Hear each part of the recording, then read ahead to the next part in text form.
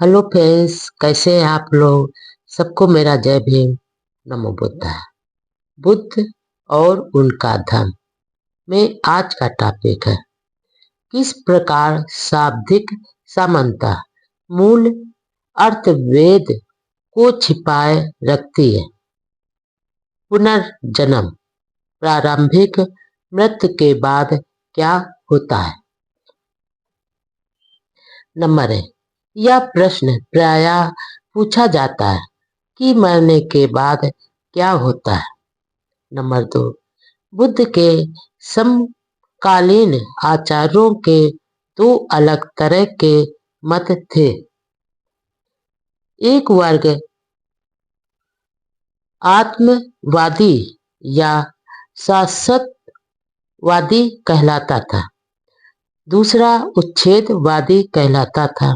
Number 3, जो शाश्वतवादी था उसका कहना था कि आत्मा का मरण नहीं होता, इसलिए जीवन शाश्वत है। पुनर्जन्म द्वारा उसका नवीनीकरण होता रहता है। नंबर 4, उच्छेदवादियों का मत का सार एक शब्द उच्छेदवाद से ही स्पष्ट हो जाता है। उच्छेदवाद का अर्थ है कि मृत्यु विनाश ही प्रत्येक वस्तु का अंत है। मृत्यु के बाद कुछ भी शेष नहीं रहता।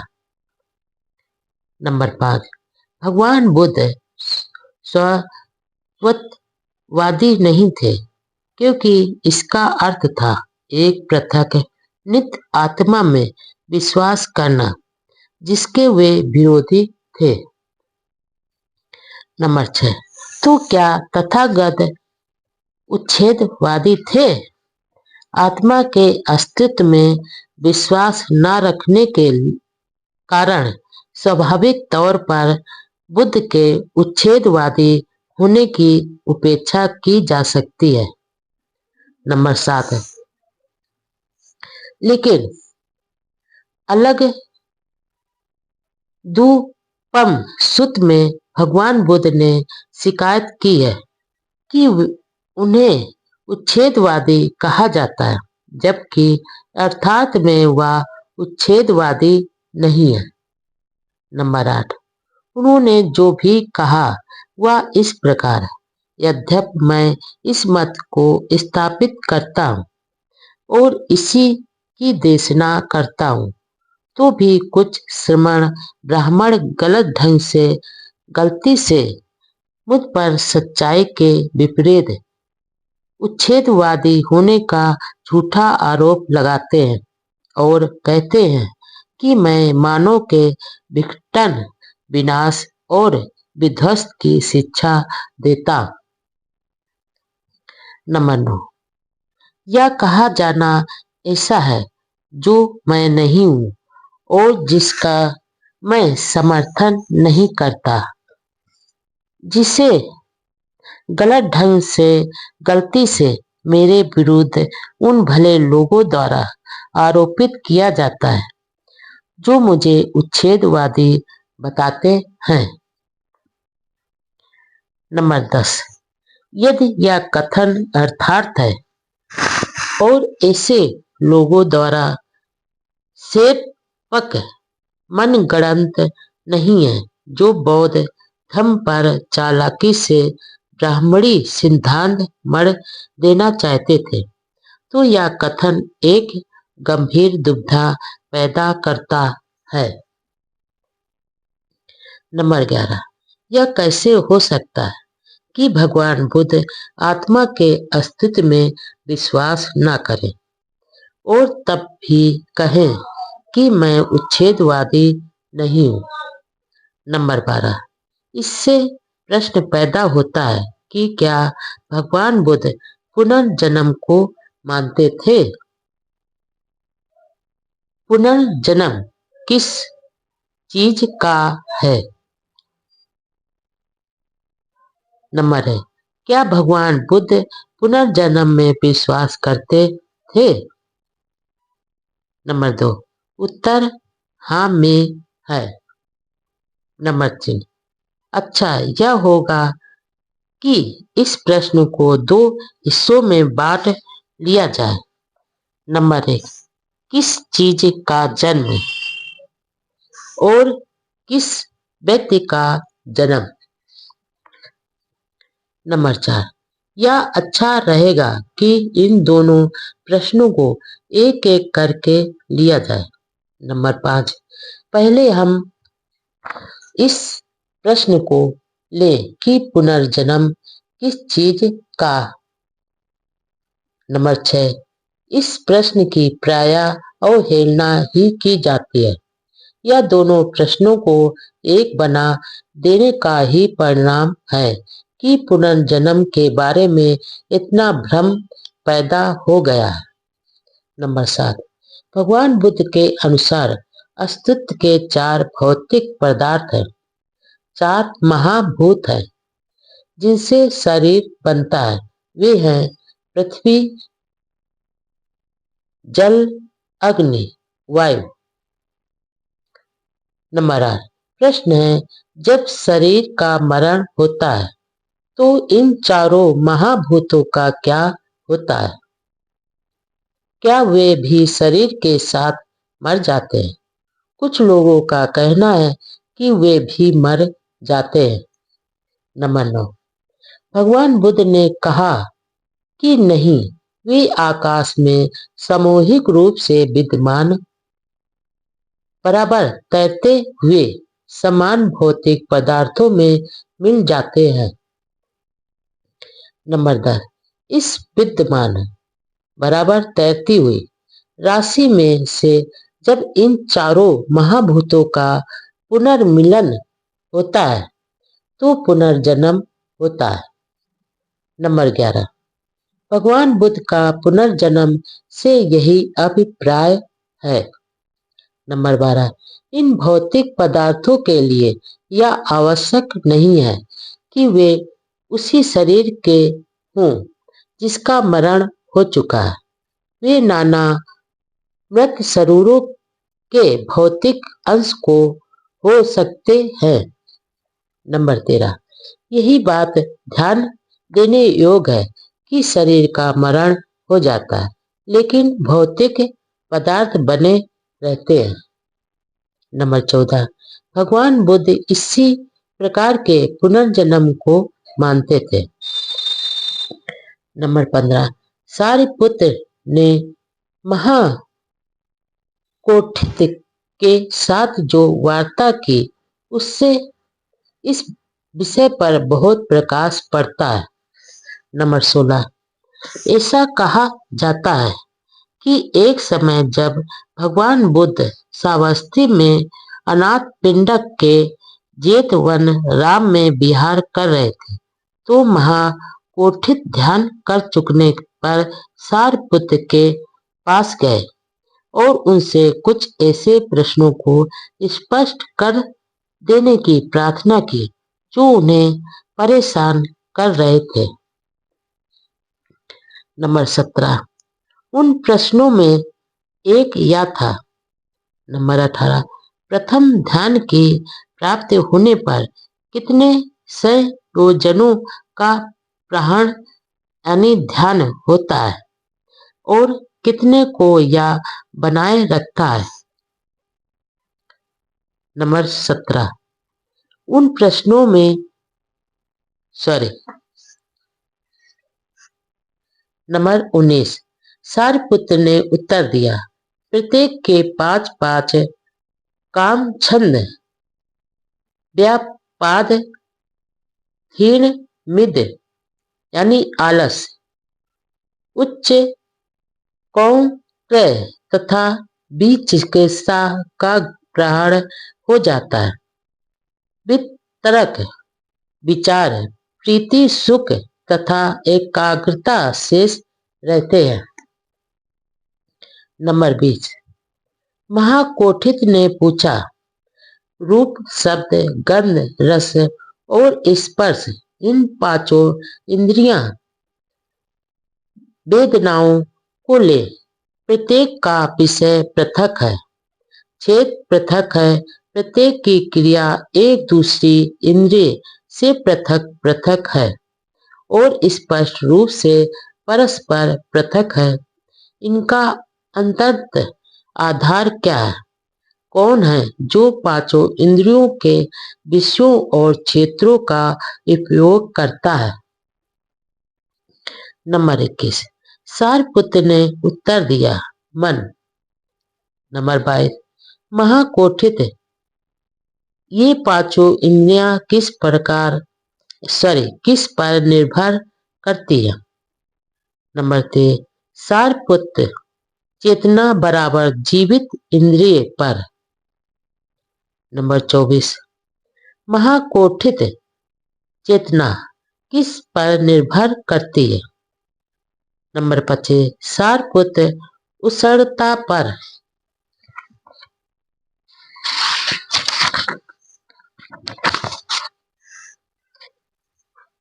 नंबर 26। महाकोठित उसरता किस पर निर्भर करती है? नंबर 27। सारपुत्र, चेतना पर। नंबर 28। महाकोठित, आप कहते हैं कि चेतना उसरता पर निर्भर करती है और उसरता चेतना पर निर्भर करती है। इसका संक्षेप में क्या अर्थ समझा जाए? नंबर 29। सारपुत्र ने उत्तर दिया, एक उदाहरण द्वारा समझाता हूँ। जैसे प्रदीप के प्रकाश से प्रदीप की लौ प्रकट होती है और प्रदीप की लौ से प्रदीप का प्रकाश प्रकट होता है, उसी प्रकार चेतना उसरता पर निर्भर करती है और उसरता चेतना पर निर्भर करती है। नंबर 30। महाकोठित ने पूछा, ऐसी कितनी चीजें हैं जिनसे मुक्त होने पर शरीर मरा हुआ समझकर सूखे काठ की तरह फेंक दिया जाता है? नंबर 1। सारपुत्र ने उत्तर दिया, जीवित इंद्रिय, उसरता और विज्ञान। नंबर 32। महाकोठित ने प्रश्न किया, मृत देह में और उस ध्यानी भिक्षु में स्नेह, संज्ञा और वेदना का निरोध कर रखा है, क्या अंतर है? नंबर 33। सारपुत्र ने समझाया, मृत देह में न केवल शरीर, वाणी और मन की क्रिया शांत हो जाती, बल्कि चेतना यानी जीवित इंद्रिय भी नहीं रहती, उसरता भी नहीं रहती तथा इंद्रियों का भी मूलोच्छेद हो जाता है, जबकि ध्यानी भिक्षु की चेतना बनी रहती है, उसरता बनी रहती है तथा इंद्रियों की चेतना भी बनी रहती है। यद्यपि श्वास प्रश्वास बंद हो जाता है, इंद्रियों की वितर्क, विचार, संज्ञा, क्रियाएं शांत हो जाती हैं। नंबर 34। सभ्यता या मृत्यु या उच्छेद की सर्वाधिक श्रेष्ठ तथा सर्वाधिक संपूर्ण व्याख्या है? नंबर 35। इस सम्मान में केवल एक कड़ी की कमी है। महाकोठित को सारपुत्र से यह प्रश्न करना चाहिए था कि उसरता से क्या अभिप्राय है? नंबर 36। सारपुत्र ने क्या उत्तर दिया होता, इसकी कल्पना कर पाना आसान नहीं है, लेकिन इसमें कोई संदेह नहीं कि उसरता का अभिप्राय ऊर्जा अथवा शक्ति से है। नंबर 37।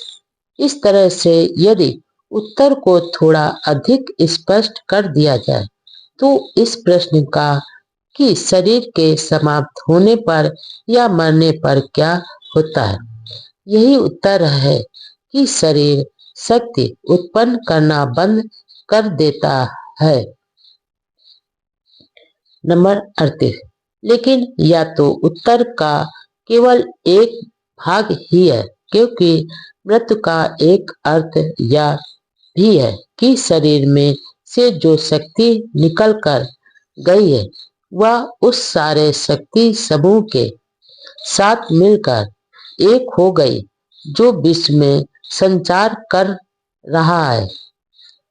नंबर 39। इसलिए मृत्यु के दो पक्ष हैं। प्रथम पक्ष में इसका अर्थ है नई शक्ति की उत्पत्ति का रुक जाना।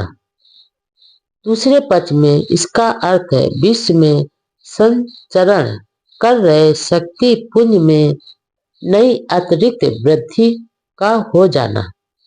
नंबर 40। संभवतः मृत्यु के इन दोनों पहलुओं के ही कारण भगवान बुद्ध ने कहा कि वह पूर्णतः उच्छेदवादी नहीं थे। जहां तक आत्मा की बात है वे उच्छेदवादी थे, किंतु जहां नाम रूप की बात है वह उच्छेदवादी नहीं थे। नंबर 41। इस प्रकार की व्याख्या से यह समझना सरल है कि भगवान बुद्ध ने ऐसा क्यों कहा कि वह उच्छेदवादी नहीं है।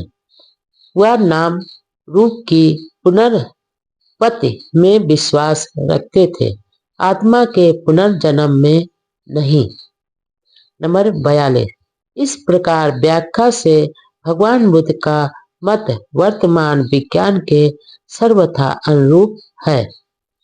नंबर 43। केवल इसी अर्थ में कहा जा सकता है कि भगवान बुद्ध पुनर्जन्म में विश्वास रखते थे। नंबर 44।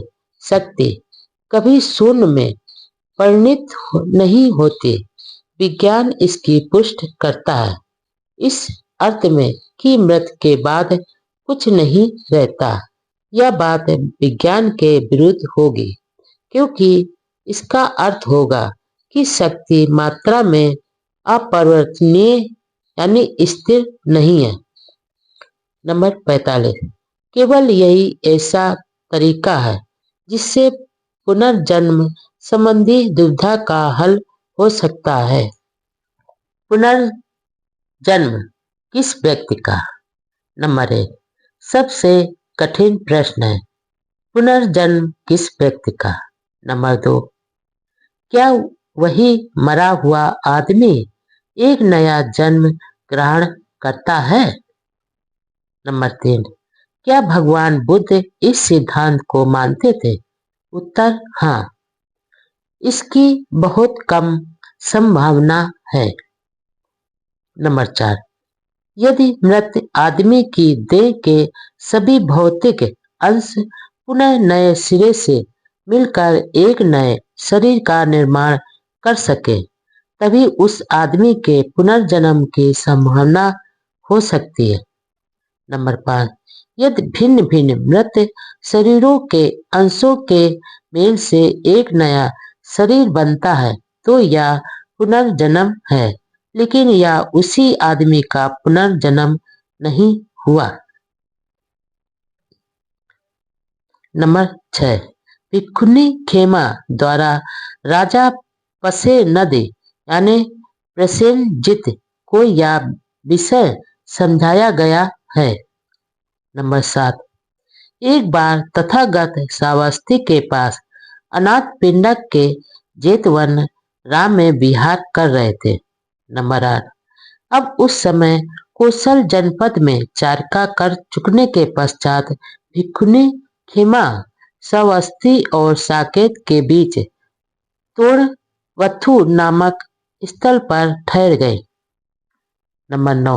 उस समय कौशल राज पसेनदे साकेत से श्रावस्ती की ओर जा रहे थे।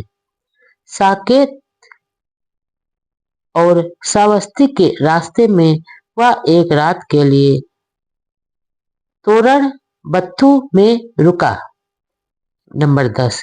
कौशल राज पसेनद ने एक आदमी को बुलाकर कहा, अरे भले आदमी, किसी श्रमण अथवा ब्राह्मण का पता लगा जिसे हम आज के दिन संगत यानी वार्ता कर सके।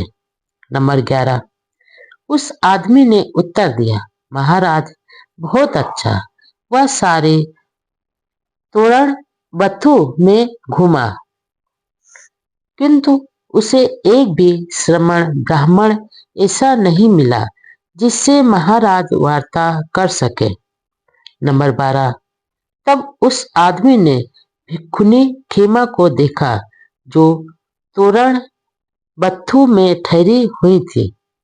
उसे देखकर वह कौशलराज पसे नद के पास गया और बोला। नंबर 13। महाराज, तोरण बथु में कोई ऐसा श्रमण ब्राह्मण नहीं है जिससे आप वार्ता कर सके, किंतु महाराज, खेमा नाम की एक भिक्षुनी तथागत की एक शिष्या यहाँ है। उसकी ख्याति सुनी है कि वह अरहत है, योग है, सुसंस्कृत है, बुद्धिमान है, ज्ञानवान है, बातचीत में निपुण है और हाजिर जवाब है। महाराज, आज के दिन आप उसकी ही संगति करें। नंबर 14। तब कौशल राज पसे नदी भिक्षुनी खेमा के पास गया, पास जाकर अभिवादन किया और एक ओर बैठ गया। इस प्रकार बैठे हुए उसने भिक्षुनी खेमा से प्रश्न किया। नंबर 15। इस विषय में आपका क्या कहना है? क्या तथागत मरणातर रहते हैं? नंबर 16। महाराज, यह बात तथागत द्वारा आप व्याख्या रहित रखी गई है। नंबर 17। तो यह कैसी बात है कि जब मैं पूछता हूँ कि क्या तथागत मरणातर रहते हैं, तो आपका उत्तर होता है कि यह बात तथागत ने अव्याख्यात रखी है, और जब मैं दूसरे प्रश्न पूछता हूँ तब भी आपका यही उत्तर होता है कि यह बात भी तथागत ने आप व्याख्यात रखी है। कृपया यह बताएं कि क्या हेतु है, क्या कारण है कि तथागत ने यह बात अव्याख्यात रखी है। नंबर 18। महाराज, अब मैं इस संबंध में आपसे एक प्रश्न पूछती हूँ, जैसा आप ठीक समझे वैसा उत्तर दें। अब आप क्या कहते हैं? क्या आपके पास कोई गणक है, कोई गणना करने का यंत्र है, कोई हिसाब लगाकर बता सकने वाला है, जो गंगा में बालू की गणना करके बता सके कि इसमें 100, इतने हजार या इतने लाख बालू के कण हैं? नंबर 19। वास्तव में नहीं। नंबर 20। तो क्या आपके पास कोई ऐसा गणक है जो ऐसा हिसाब लगाकर बता सकने वाला हो, जो विशाल समुद्र के जल को मापकर यह बता सके कि समुद्र में इतने गैलन जल है, इतने 100 गैलन जल है, इतने 1000 गैलन जल है या इतने लाख गैलन जल है?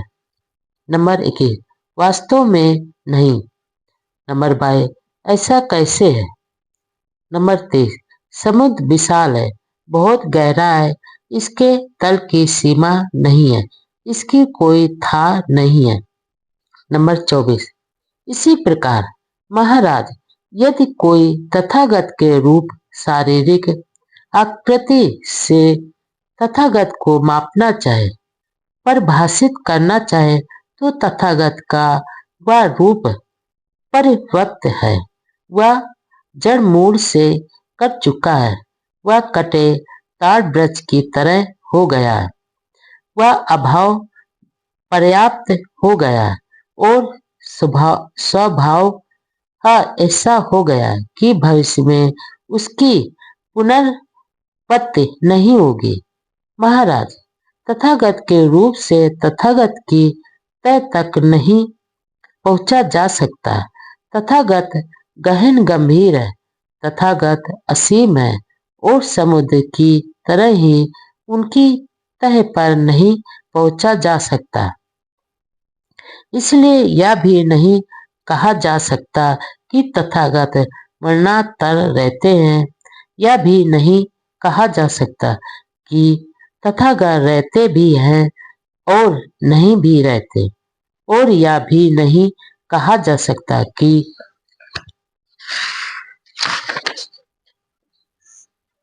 मरणांतरान तथागत ना ही रहते हैं और ना ही नहीं रहते हैं। नंबर 25। इसी प्रकार महाराज, यदि कोई तथागत को वेदना से मापना चाहे तो तथागत की वह वेदना परिवर्त है, वह जड़ मूल से कट चुकी है, वह कटे ताड़ वृक्ष की तरह हो गई है। महाराज, तथागत की वेदना गहन है, असीम है, गणना से परे है। समुद्र की ही तरह तथागत की तय तक नहीं पहुंचा जा सकता। इसलिए यह भी नहीं कहा जा सकता कि तथागत मरणांतरान रहते हैं, नहीं रहते हैं। नंबर 26। इसी प्रकार महाराज, यदि कोई तथागत की संज्ञा से, तथागत के संस्कारों से, तथागत के विज्ञान से तथागत को मापना चाहे तो तथागत का वह विज्ञान परिवर्त है, यह जड़ मूल से कट चुका है, वह कटे ताड़ वृक्ष की तरह हो गया है और समुद्र की तरह उनकी तय तक नहीं पहुंचा जा सकता। इसलिए यह भी नहीं कहा जा सकता कि तथागत मरणांतर रहते हैं, नहीं रहते हैं। नंबर 27। तब राजा पसे नदी भिखुनी खेमा के शब्दों से प्रसन्न हुए, आनंदित हुए। वह अपने स्थान से उठे, उनका अभिवादन किया और चले गए। नंबर 28। अब एक और अवसर पर राजा पसेनंद तथागत के दर्शनार्थ गए। पास पहुंचकर अभिवादन किया और एक और बैठ गए। इस प्रकार बैठे हुए उन्होंने तथागत से निवेदन किया। नंबर 29। भगवान, कृपया बताएं कि क्या तथागत मरणांतर रहते हैं। नंबर 30। महाराज, मैंने इस बात को अव्यक्त रखा है। नंबर 31। भगवान, तो क्या तथागत मरणांतर नहीं रहते हैं। नंबर 32। महाराज, यह भी मैंने अव्यक्त रखा है। नंबर 33। तब राजा ने ऐसे ही दूसरे प्रश्न पूछे और सभी का ऐसा ही उत्तर मिला। नंबर 34। भगवान, यह कैसे है?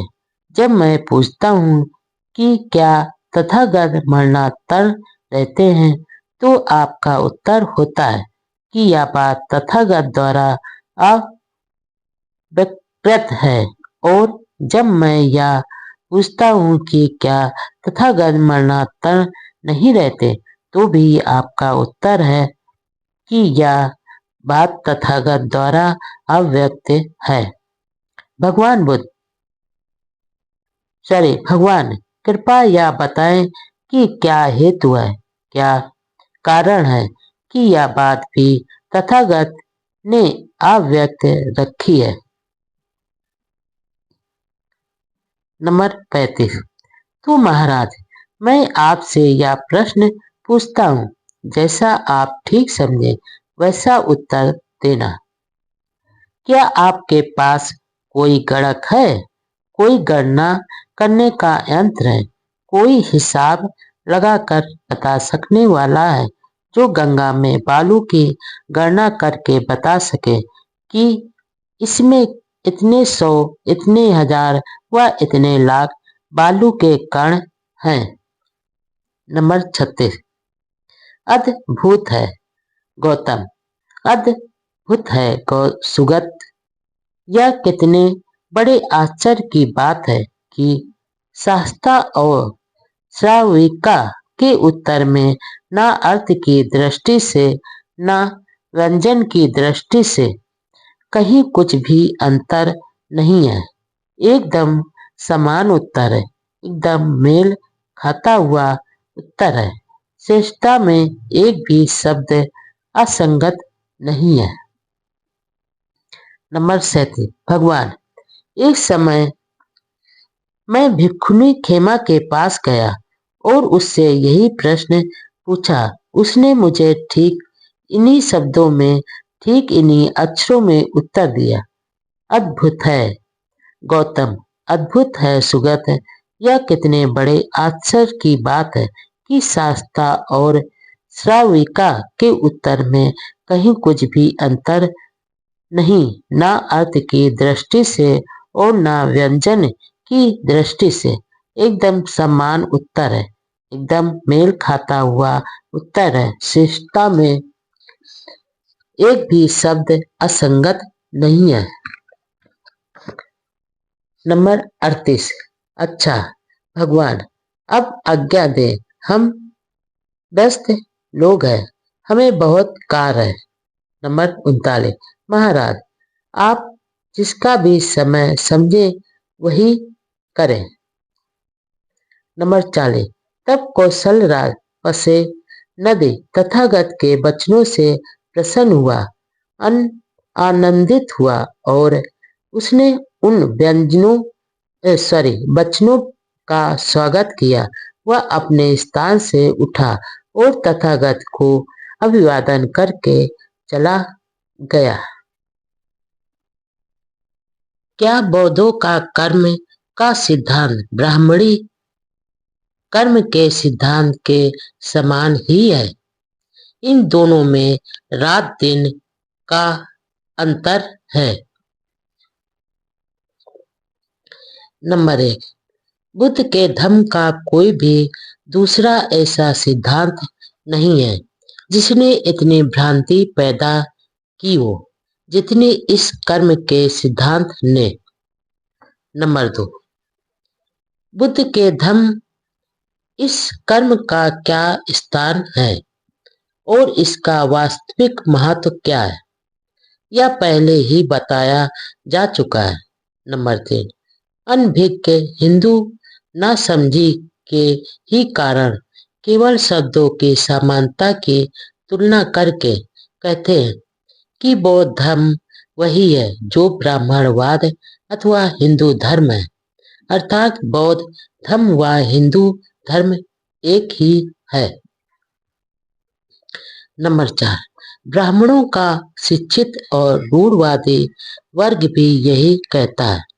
वे अनभिज्ञ जनता को जानबूझकर भ्रमित करते हैं और पथ भ्रष्ट करते हैं। नंबर 5।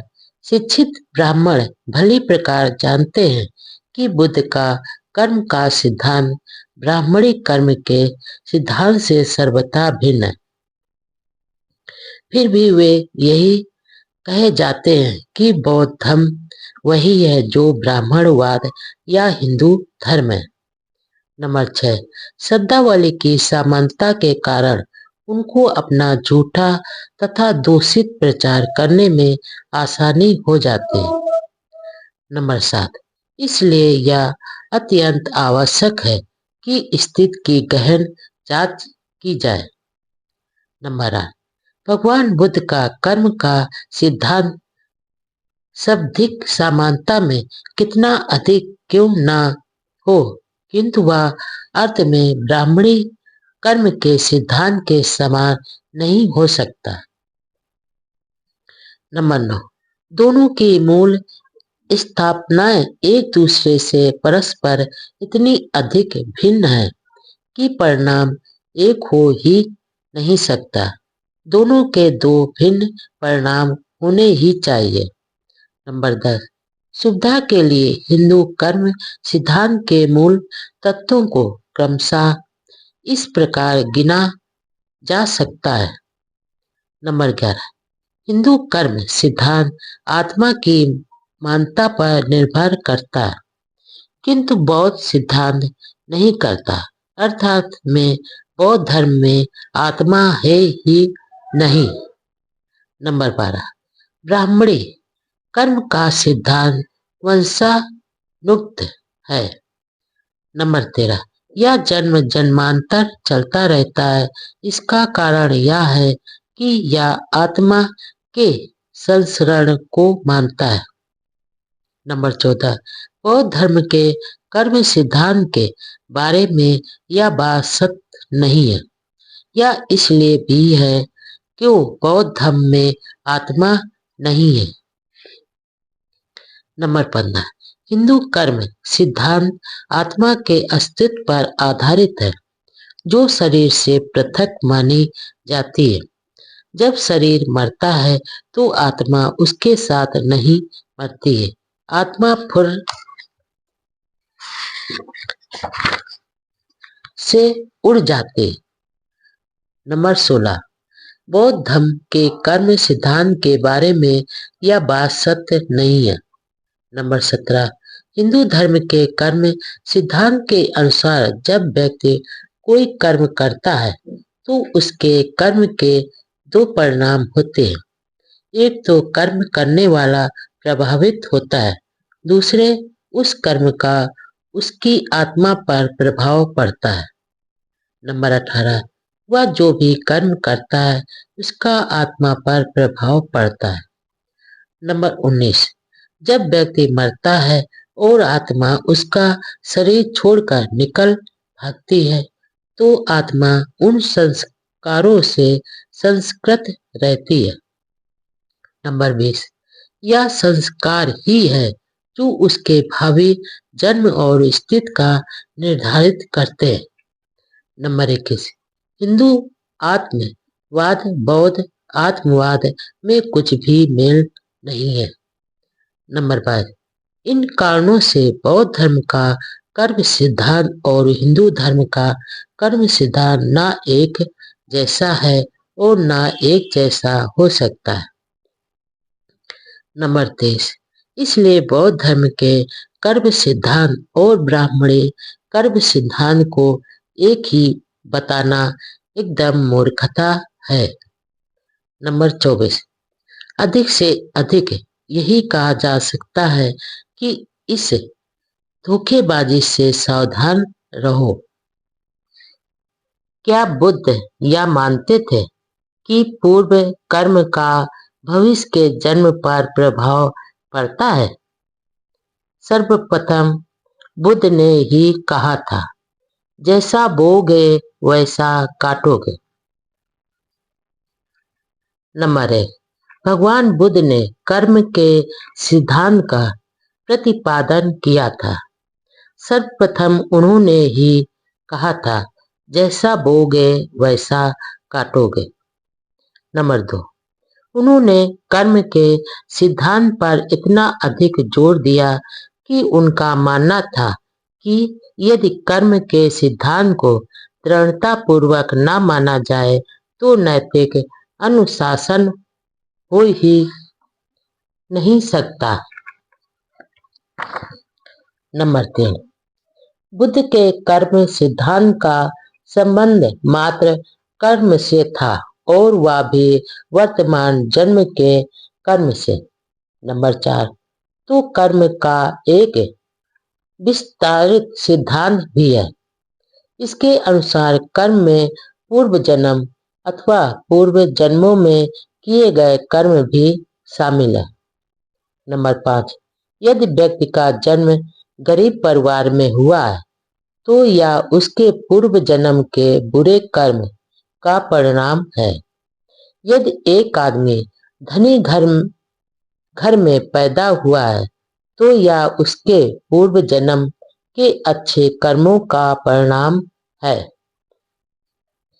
नंबर 6, यदि किसी व्यक्ति में कोई जन्मजात दोष है तो उसका कारण उसके पूर्व जन्म का बुरा कर्म है।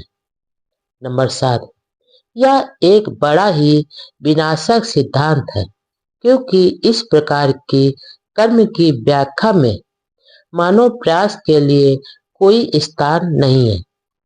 पूर्व जन्म के कर्म के द्वारा ही उसके लिए सभी कुछ पूर्व निश्चित है। नंबर 8, यह विस्तारित सिद्धांत भी बहुधा भगवान बुद्ध के सिर मर दिया जाता है। नंबर 9, क्या भगवान बुद्ध ऐसे सिद्धांत को मानते थे? नंबर 10, इस विस्तारित सिद्धांत की भली प्रकार जांच करने के लिए यह उचित है कि जिस भाषा में इसे प्रायः प्रकट किया जाता है उसमें थोड़ा परिवर्तन कर दें। नंबर 11, यह कहने की बजाय कि पूर्व जन्म के कर्म का संस्मरण होता है, यह कहना उचित होगा कि पूर्व जन्म का कर्म वंश परंपरा से प्राप्त होता है। नंबर 12, इस भाषा परिवर्तन हमारे द्वारा वंश परंपरा के कानून के अनुसार इसकी परीक्षा करने में सहायक होता है। ऐसा करने से न तो इस सिद्धांत को कोई हानि पहुंचती है और न इसके कानूनी अर्थ में अथवा न ही इसके वास्तविक अर्थ में कोई अंतर आता है।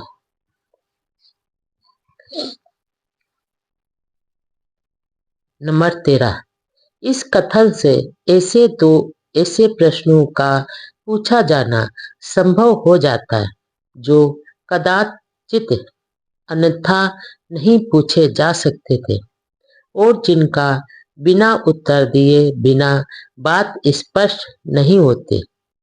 नंबर 14, पहला प्रश्न यह है, पूर्व जन्म का कर्म वंशानुगत क्रम से कैसे प्राप्त होता है? उसकी क्या विधि है? नंबर 15, दूसरा प्रश्न है, वंशानुगत क्रम के हिसाब से पूर्व जन्म के उस कर्म की अपनी स्थिति क्या है? क्या यह वंशोगत क्रम से प्राप्त कोई लक्षण है अथवा स्वयं अर्जित किया गया कोई लक्षण है?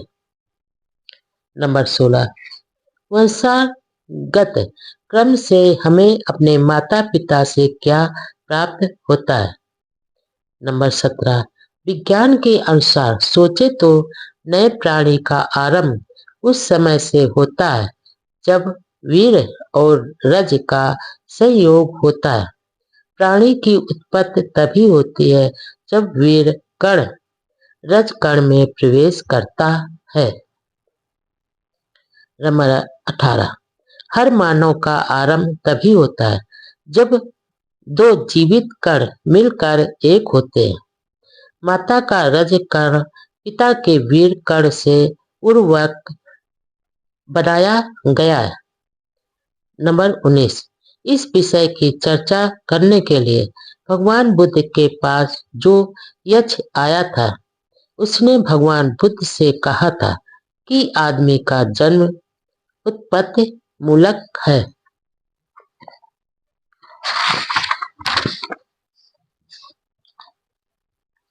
बुद्ध का कर्म सिद्धांत इसी जन्म के कर्म से। नंबर 20, उस समय भगवान बुद्ध राजगृह में पर्वत पर ठहरे हुए थे जिसे गृद्धकूट कहा जाता था। नंबर 21, तब भगवान बुद्ध के पास एक यक्ष आया और उसने उन्हें इस प्रकार संबोधित किया, आपका कहना है कि रूप जीवित आत्मा नहीं है, तो आत्मा शरीर कैसे होती है? जीव को हड्डियों और आंतों का यह ढेर कैसे प्राप्त होता है? माता के गर्भ में जीव किस प्रकार लटकता रहता है?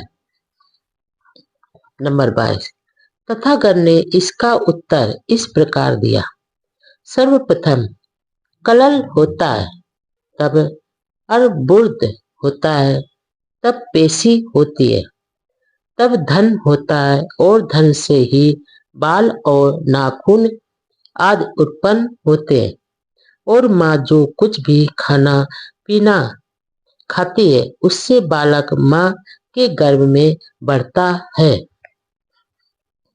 नंबर 23, हिंदू सिद्धांत इससे सर्वथा भिन्न है। नंबर 24, इसका कहना है कि शरीर तो उत्पत्ति मूलक है अथवा माता पिता से प्राप्त होता है, किंतु आत्मा नहीं। यह शरीर में बाहर से प्रवेश करती है। कहाँ से? यह बात इस सिद्धांत में स्पष्ट नहीं की गई है। नंबर 25। दूसरा प्रश्न है, पूर्व जन्म के उस कर्म की अपनी स्थिति क्या है? क्या यह वंशानुगत क्रम से प्राप्त कोई लक्षण है अथवा स्वयं अर्जित किया हुआ कोई लक्षण है? नंबर 26।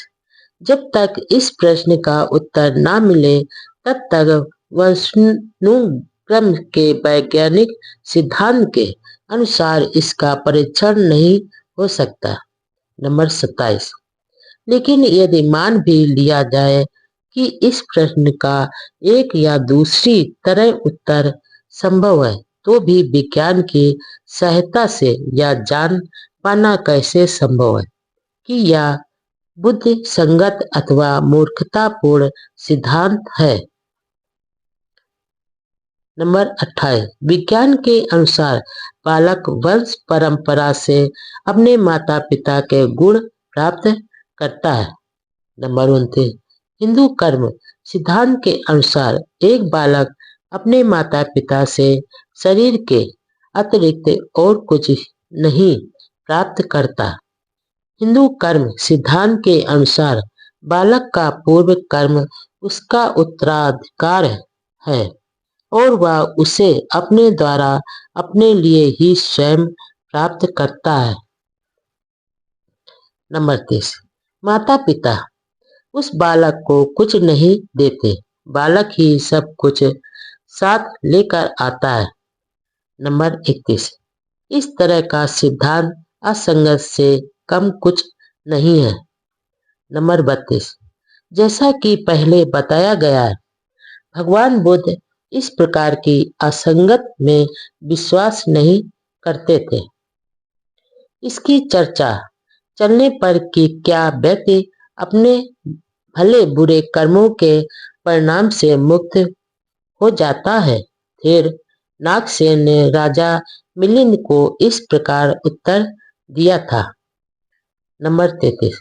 हाँ, यदि पुनर्पति उत्पत्ति न हो और यदि हो तो नहीं मुक्त होता।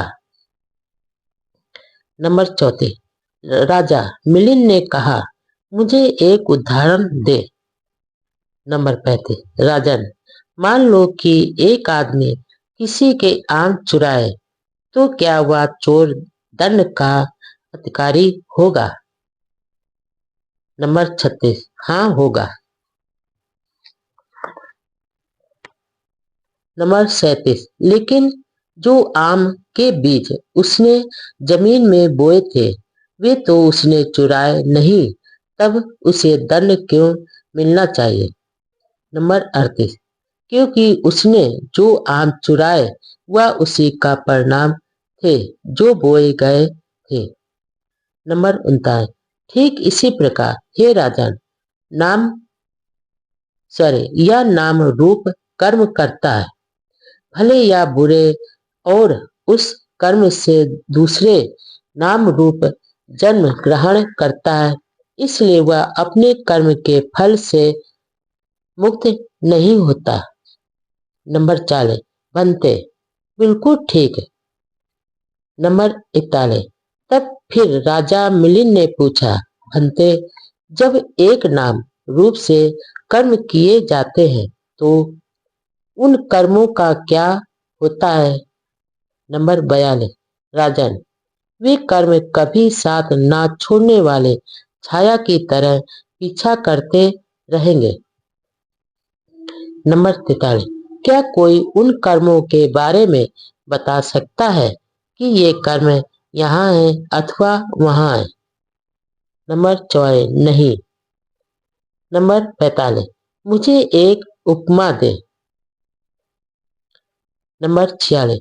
तो हे राजन, तुम क्या समझते हो कि क्या कोई किसी वृक्ष के उन फलों को दिखा सकता है और यह बता सकता है कि नंबर 47, ये यहाँ है अथवा वहाँ है। नंबर 48, निश्चय से नहीं। नंबर 49, इसी प्रकार राजन, जब तक जीवन स्रोत का उच्छेद नहीं होता तब तक किए गए कर्मों को बता सकना असंभव है। नंबर 50, बनते, बिल्कुल ठीक है। क्या बुद्ध यह मानते थे कि पूर्व कर्मों का भविष्य के जीवन पर प्रभाव पड़ता है? बुद्ध ने कहा, पूर्व जन्म के कर्मों का वर्तमान जीवन पर असर नहीं। नंबर 1, इस प्रकार भगवान बुद्ध का पूर्व कर्म का सिद्धांत विज्ञान से बेमेल नहीं है। नंबर 2, भगवान बुद्ध पूर्व जन्मों के कर्मों के संस्मरण में विश्वास नहीं करते थे। नंबर 3, जब वे यह मानते थे कि जन्म माता पिता से प्रदत्त होता है और बालक में जो कुछ भी गुण दोष होते हैं वह वंशानुगत क्रम से माता पिता के माध्यम से ही प्राप्त होते हैं, तो वे कर्मों के संस्मरण में विश्वास ही कैसे कर सकते थे? नंबर 4, तर्क के अतिरिक्त इस बात का सीधा प्रमाण भी उस सूक्त में विद्यमान है जो चूल दुख खंग सुत कहलाता है और जिसमें भगवान बुद्ध तथा जैनों की बातचीत का वर्णन है। नंबर 5, इस संवाद में भगवान बुद्ध ने कहा है, निगो, तुम्हारा यही कहना है न कि हमें यह शिक्षा अच्छी लगती है और कि हम इसे मानते हैं कि हमने पूर्व जन्म में जो कुछ पाप कर्म किया है उसे हम इन कठोर तपस्याओं द्वारा समाप्त करते हैं। शरीर, वाणी और मन का वर्तमान संयम पूर्व जन्म के पाप कर्मों को समाप्त कर देगा। इस प्रकार तपस्या द्वारा अपने पुराने सभी पाप कर्मों को समाप्त कर देने से और नए पाप कर्म न करने से भविष्य स्वच्छ हो जाता है। भविष्य के स्वच्छ हो जाने के साथ पूर्व भी साफ हो जाता है। पूर्व के साफ हो जाने के साथ दुख नहीं रहता।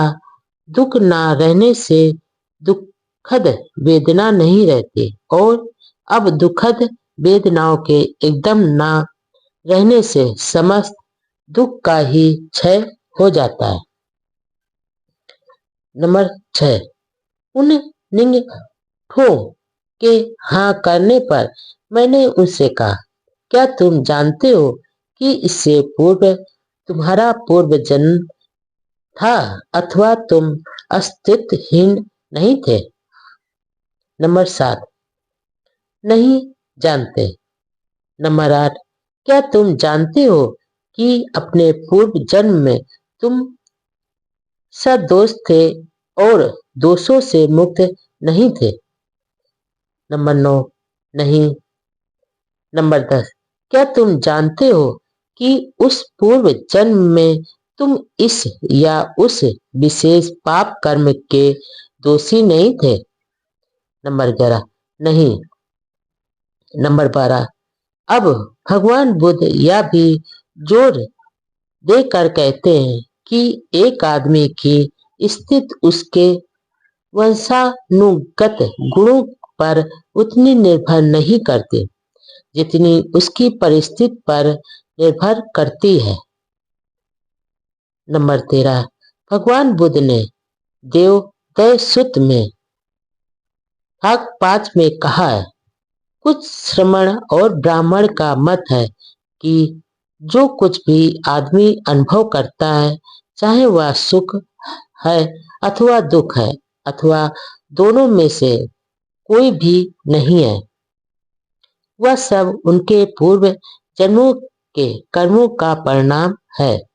इसलिए उनका कहना है कि पूर्व कर्मों की निर्जरा द्वारा और नए अशुभ कर्मों से विरत रहने से भविष्य में कुछ भी उत्पन्न नहीं होता, क्योंकि पाप कर्मों का क्षय हो जाता है। जब पाप कर्मों का क्षय हो जाता है तो दुख का क्षय हो जाता है। जब दुख का क्षय हो जाता है, दुखद वेदनाओं का क्षय हो जाता है, और जब वेदनाओं का क्षय हो जाता है तो सभी दुखों का समूल उच्छेद हो जाता है। यह निंगथो यानी जैनों का मत है।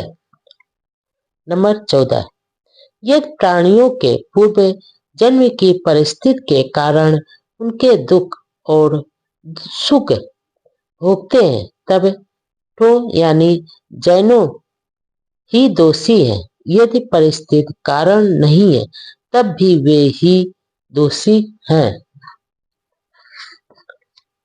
नंबर 15, भगवान बुद्ध के ये वचन बहुत प्रासंगिक हैं। यदि भगवान बुद्ध पूर्व कर्म में विश्वास रखते तो वह पूर्व कर्म के बारे में संदेह क्यों प्रकट करते, और यदि भगवान बुद्ध यह मानते कि सुख दुख पूर्व जन्म का परिणाम है तो वे यह क्यों कहते कि वर्तमान जीवन का सुख दुख परिस्थिति के कारण होता है। नंबर 16, पूर्व कर्म सुख दुख का कारण होते हैं का सिद्धांत शुद्ध ब्राह्मणी सिद्धांत है। पूर्व कर्म का वर्तमान जीवन पर प्रभाव पड़ने का विचार ब्राह्मणी आत्मा के सिद्धांत से पूर्णतया मेल खाता है, क्योंकि उसके अनुसार कर्म का आत्मा पर प्रभाव पड़ता है। लेकिन बुद्ध धर्म के आत्मावाद से इसका किसी भी तरह मेल नहीं खाता। नंबर 17, लगता है कि इसे बात के बौद्ध धर्म में उनके द्वारा जोड़ दिया गया है, जो बौद्ध धर्म को हिंदू धर्म के जैसा ही बनाना चाहते थे, या जो या नहीं जानते थे कि बौद्ध सिद्धांत क्या है। नंबर 18, यह एक कारण है जिससे यह माना जाना चाहिए कि बुद्ध ने कभी ऐसे सिद्धांत की देशना नहीं की थी। नंबर 19, एक दूसरा और अधिक समान कारण भी है जिससे यह माना जाना चाहिए कि भगवान बुद्ध कभी भी ऐसे सिद्धांत की देशना नहीं करते थे। नंबर 20, भावी जन्म के संचालक के रूप में पूर्व जन्म को स्वीकार करने के हिंदू सिद्धांत का आधार अन्यायपूर्ण है। इस प्रकार के सिद्धांत का आविष्कार करने का आखिर क्या प्रयोजन रहा होगा। नंबर 21, इसका केवल एक ही उद्देश्य हो सकता है कि जिसके बारे में सोचा जा सकता है वह है राज अथवा समाज को गरीबों और पद दलितों की दयनीय दशा के प्रति जिम्मेदारी से सर्वथा मुक्त कर दिया जाना। नंबर 22, अन्यथा इस प्रकार के अमानवीय तथा असंगत सिद्धांत का कभी आविष्कार न होता। नंबर 23, यह कल्पना कर सकना असंभव है कि महाकारुणिक कहे जाने वाले बुद्ध ने कभी इस प्रकार के सिद्धांत का समर्थन किया होगा। अहिंसा का अर्थ, व्याख्या और व्यवहारिकता। अहिंसा के अर्थ जिनमें व्याख्या की गई और इसे व्यवहार में लाया गया। नंबर 1, अहिंसा अथवा हत्या न करना बुद्ध की शिक्षा का एक महत्वपूर्ण अंग है। नंबर 2, इसका करुणा तथा मैत्री से अत्यंत निकट का संबंध है। नंबर 3, फिर भी प्रश्न उठाया गया है कि क्या भगवान बुद्ध की अहिंसा महत्ता में निर्वाद थी या केवल प्रासंगिक थी, अर्थात सापेक्ष थी या निरपेक्ष थी? क्या यह केवल एक सिद्धांत मात्र थी अथवा एक नियम थी? नंबर 4, जो लोग भगवान बुद्ध के उपदेशों को स्वीकार करते हैं, वे अहिंसा को नैतिक बाध्यता में निर्बाध बंधन के रूप में स्वीकार करने में कठिनाई अनुभव करते हैं। उनका कहना है कि अहिंसा की ऐसी परिभाषा यानी अर्थ में बुराई के लिए अच्छाई का त्याग हो जाता है अथवा दुर्गुण के लिए सद्गुण का त्याग हो जाता है। नंबर 5, इस प्रश्न को स्पष्ट करने की जरूरत है।